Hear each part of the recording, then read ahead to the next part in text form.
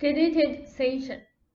Now, I have a little to say, for that notebook contains important insights.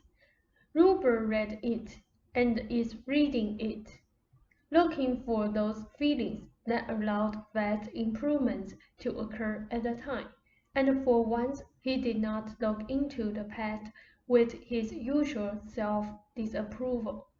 To some extent, he began to recapture some of those feelings.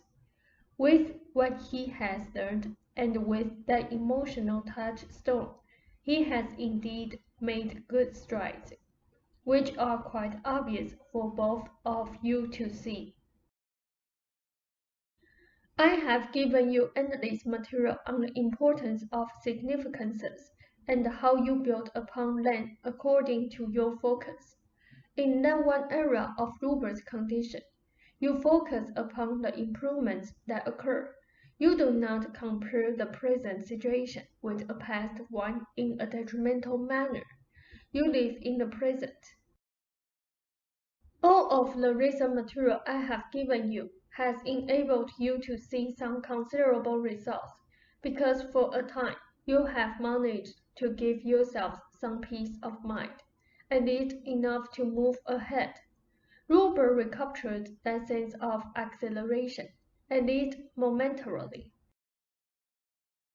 In personal reality, I stressed many of these points for our readers, but you yourselves forget to apply them in that one important area of your lives. The last sessions managed to re-arouse your faith, but you yourselves must tend it, as indeed Joseph. You tend your plans. Do not identify with what you think of as past failures. The point of power is in the present, and when you believe changes can occur, they do indeed happen.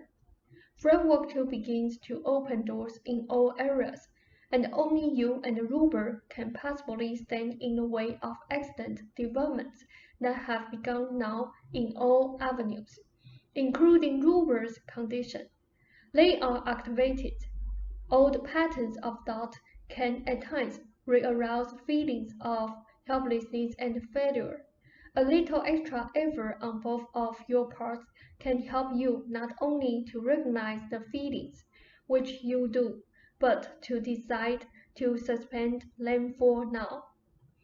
Agree to give yourselves a breathing spell from them. Try to counter them. If Ruber is showing improvements, then let this rise to your attention.